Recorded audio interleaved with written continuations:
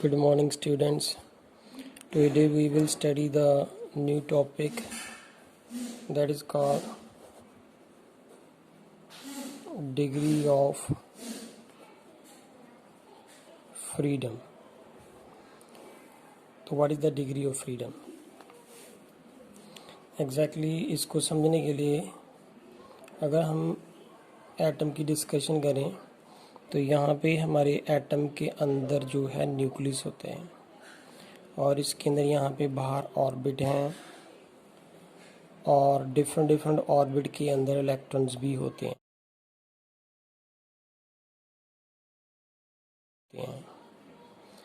अगर एक एटम की डिस्कशन करें तो एटम के अंदर जो न्यूक्लियस है एंड उसके बाहर जो ऑर्बिट हैं, ऑर्बिट के अंदर इलेक्ट्रॉन होते हैं।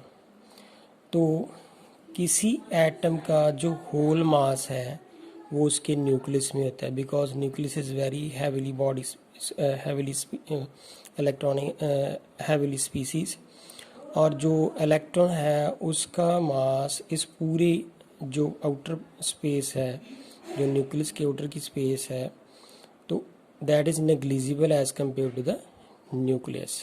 That mean to say atom का पूरा जो मास है वो कहाँ पे कंसंट्रेटेड है? In the nucleus. तो अगर ये पूरी एटम का मास न्यूक्लियस में कंसंट्रेट है तो therefore we consider this as a point mass.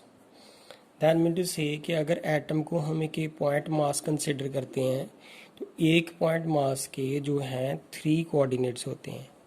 That mean to say this is the X, Y and Z.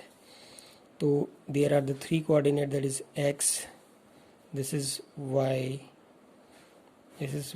and z।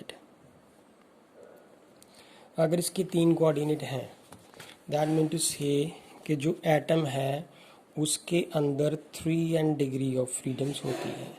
That mean to say this atoms can whole move on the x direction and the y direction and on the z direction. That is 3n degree of the freedom is there. अब अगर degree of freedom के अंदर हम इसके अंदर atom के अंदर transitional motion होते हैं, that is called transitional motion.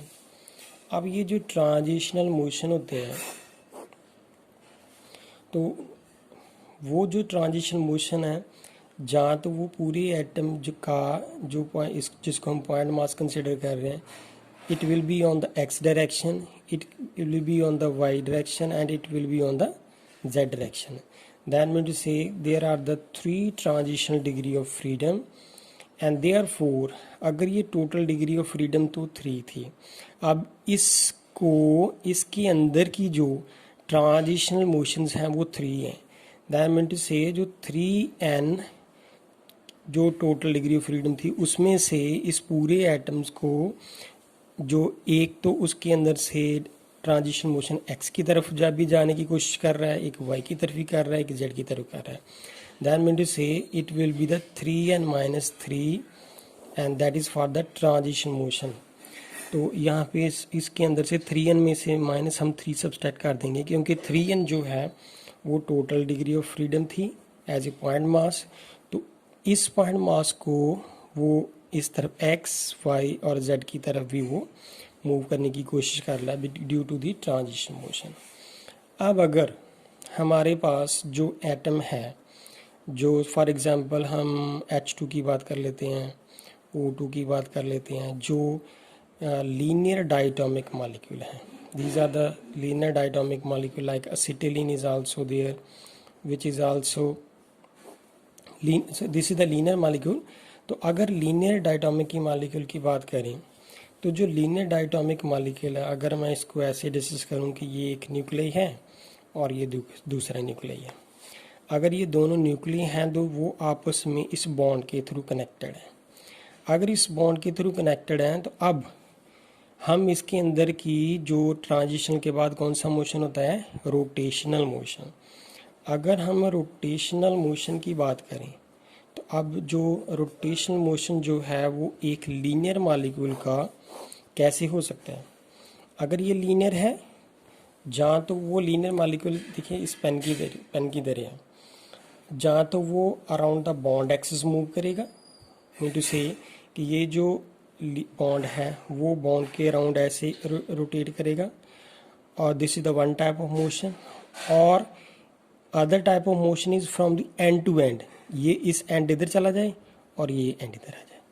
That means to say if molecule is the linear, then we have the two kind of the rotation is there. One is around the bond axis and other is from the end to end rotation. That means to say कि there are for the linear molecule, तो उसका जो rotations होती हैं वो दो तरह की होती हैं। तो पहले हम यहाँ तक पहुँच चुके थे कि this the 3n-3 is there. अब इसके अंदर अगर जो रोटेशंस होती हैं वो दो तरह की होती हैं। अगर मॉलिक्यूल लीनियर हो तो therefore it will become the 3n-5। So this is the 3n-5 is called the vibrational degree of freedom for the linear molecule.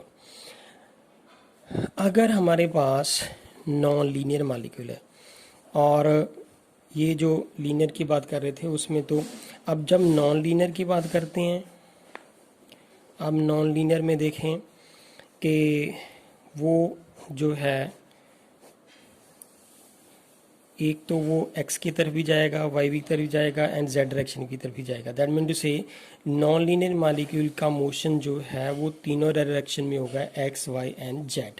So that mean to say जो नॉन लीनियर मॉलिक्यूल है उसमें से हम -3 subtract करेंगे तो ये बन जाएगा 3n-6।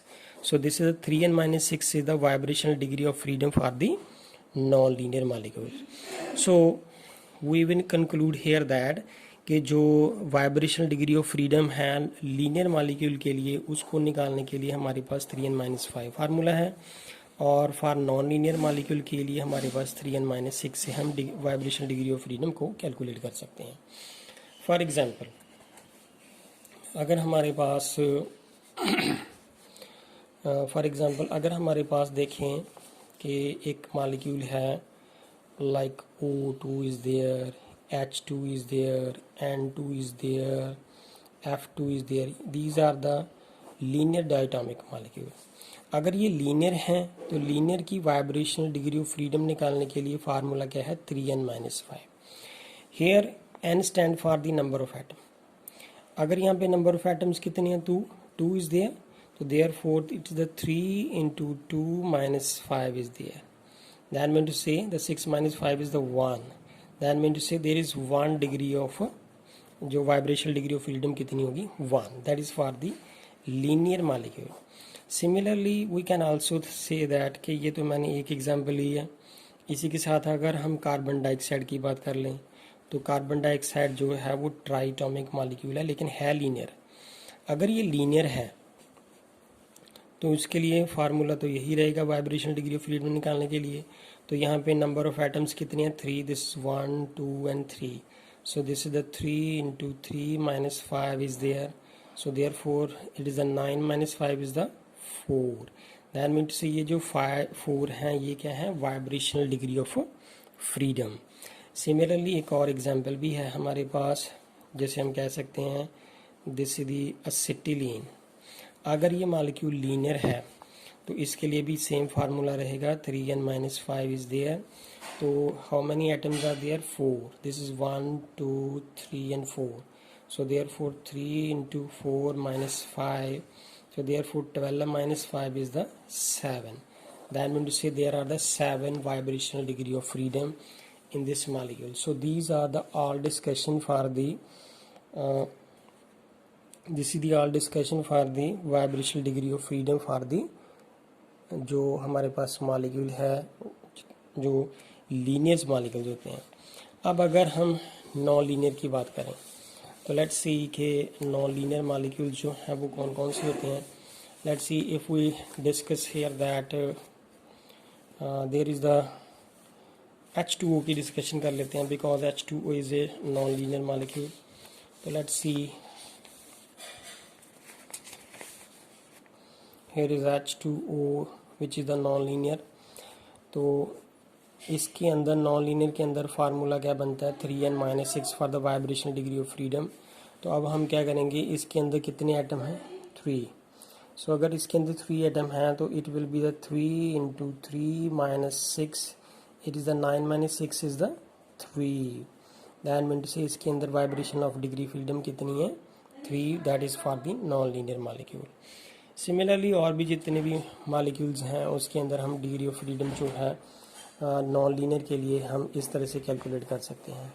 तो this is all about of the degree of the freedom which we can calculate.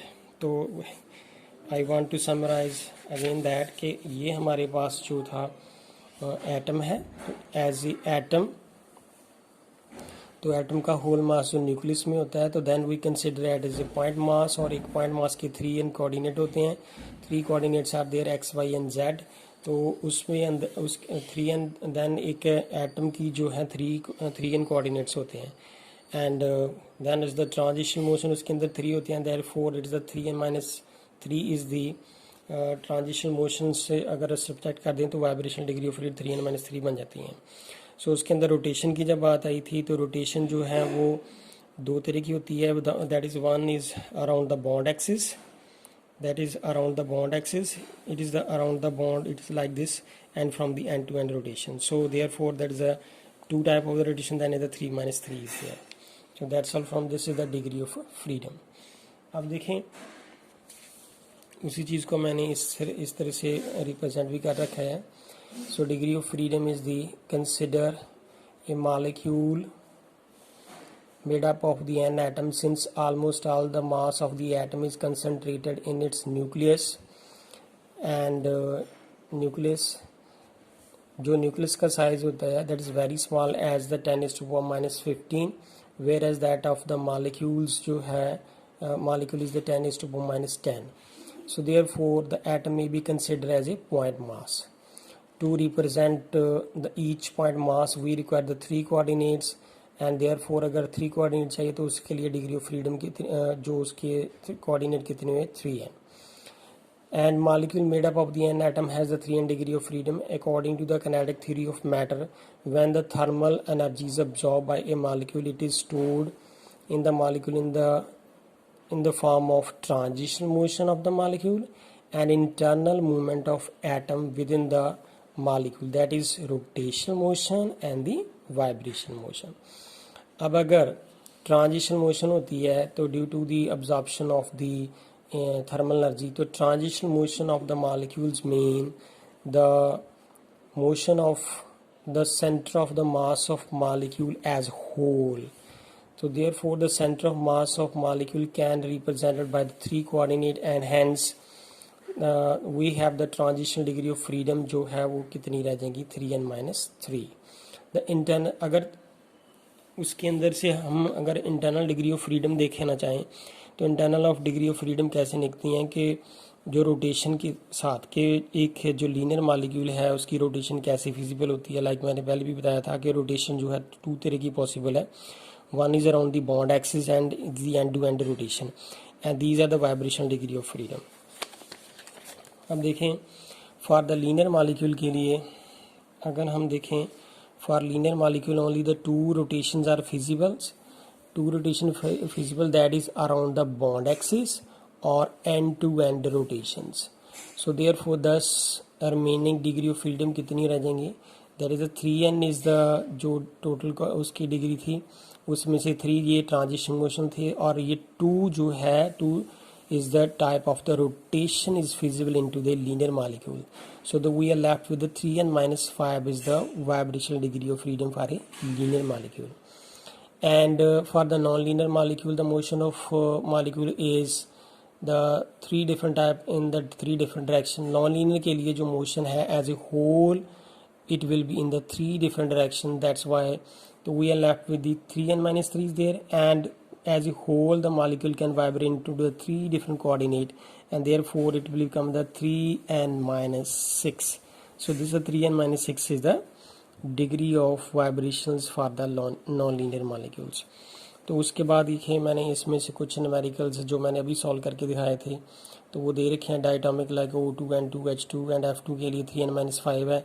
तो अगर n की वैल्यू 2 है तो this is the 3 minus 2 minus 5 is the 1 is the vibration of degree of freedom, for the linear town CO2 के लिए, अगर ये triatomic molecule है, इसके अंदर तीन एटम है, तो लीनियर है ये, तो लीनियर के लिए 3n-5 फार्मूला है, तो इट इज़ अ 3 × 3 बिकॉज 3 तो यहाँ से आ जाएगा, और n क्या है, number of atom, n number of atom कितने हैं, 3 इज द 3n-5, तो it is the 4 vibrational degree of freedom. Similarly acetylene के लिए है, that is the 3n-5 is the, that is also linear, and number of atoms कितने इसके अंदर 4, that is the 12n-5 is the 7 vibrational degree of freedom is there। And non linear के लिए यहाँ पे वाटर की डिस्कशन है, तो n नंबर ऑफ एटम कितने हैं 3, एंड यहाँ पे देखिए 3n-6, so number of atom 3 हैं, तो n की वैल्यू कितनी है 3, सो therefore this 9-6 is the 3, and that is the 3 is the vibrational degree of freedom for the non-linear water molecule। Similarly one more example is the formaldehyde। अब formaldehyde के अंदर कितने atoms हैं 4, अगर ये मॉलिक्यूल नॉन लीनियर है तो उसके लिए फार्मूला है 3n-6, अगर ये 3n-6 है तो therefore we number of atom 4 put up करेंगे, the 3 × 4 is the 12n-6 is the 6 is the vibrational degree of freedom। So by this method we can find out the vibrational degree of freedom of the different molecules।